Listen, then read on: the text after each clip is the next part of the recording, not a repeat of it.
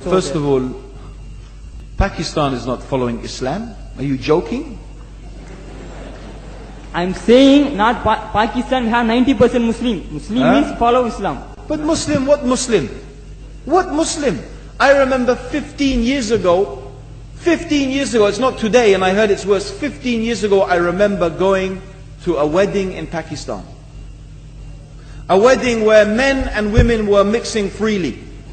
Where the bride was dancing on the stage with all the male members of the family dancing on the stage.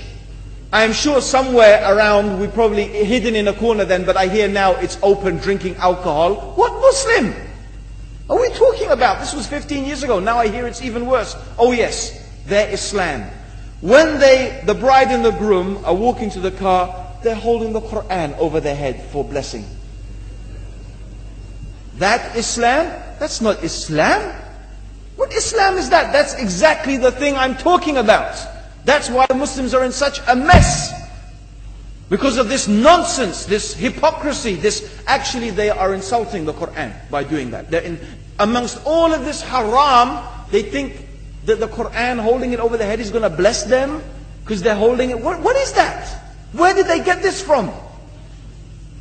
So, I don't know what we're talking about. In fact, this is the problem.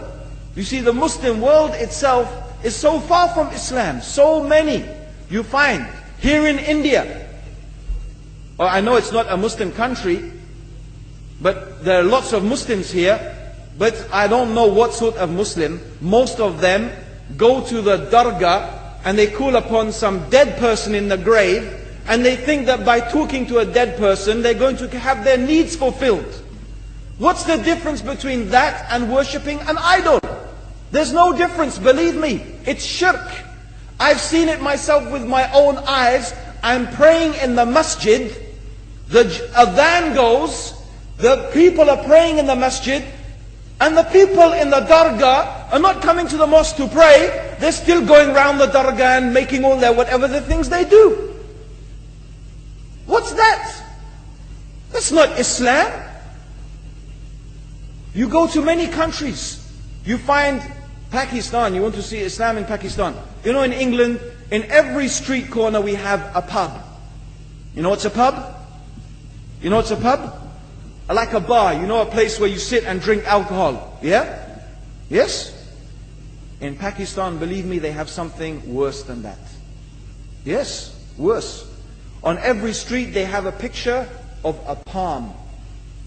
Everywhere you see it, hanging from the windows. They have the picture of a palm. What's that advertising? Something worse than drinking alcohol. An invitation to disbelieve in Allah. That they're going to read your hand and tell your fortune. Shirk. It's shirk. Whoever believed, the Prophet said, sallallahu alaihi wasallam, whoever visits a fortune teller out of curiosity, Allah will not accept their prayers for 40 days.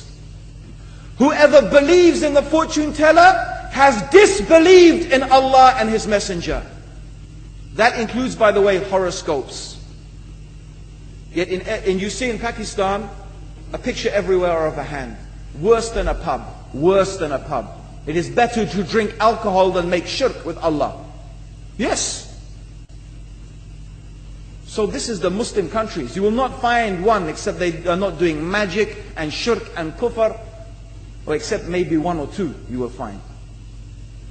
So this is the state of the Muslims. So no wonder we're in the confusion and the chaos. So these are not good examples. And this is really, in fact, the very reason that I'm saying why we are in such a big mess.